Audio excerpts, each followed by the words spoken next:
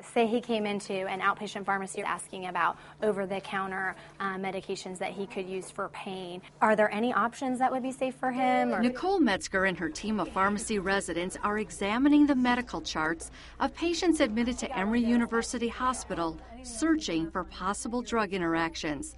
The first patient has liver disease. Are there any options that would be safe for him? There really wouldn't be much options for him because of his liver function. Pain relievers such as acetaminophen or those combined with acetaminophen can cause liver damage if patients exceed the maximum daily dose.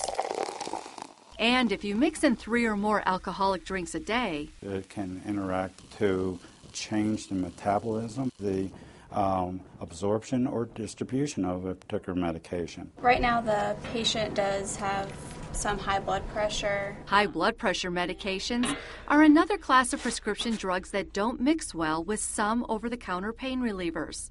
So we want to watch out for things like NSAIDs. NSAIDs stand for non-steroidal anti-inflammatory drugs. The common ones are naproxen sodium, ibuprofen, those are the ones people commonly use, or aspirin. Those can actually raise your blood pressure, and so if your blood pressure is not well controlled, you can actually have some complications as a result of increasing the blood pressure. NSAIDs can also lead to stomach bleeding. Lauren, this patient was admitted, and she basically has metastatic cancer, and she's on a blood thinner called warfarin. Because of the bleeding risk, I would want to make sure she takes acetaminophen. Warfarin is unfortunately a medication that has a whole host of drug interactions. Something bookseller Linda Bryant discovered when she was prescribed warfarin several weeks ago to treat her atrial fibrillation. I talked to the triage nurse this morning at the doctor's office, and she said to talk to my pharmacist. I have your prescription. I want to go over a couple of things with you. Okay, great.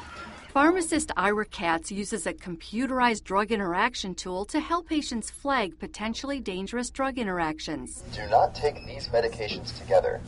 Linda also discovered she had to stop using the NSAID, naproxen sodium, for her arthritis pain since it can increase the risk of stomach bleeding when combined with warfarin.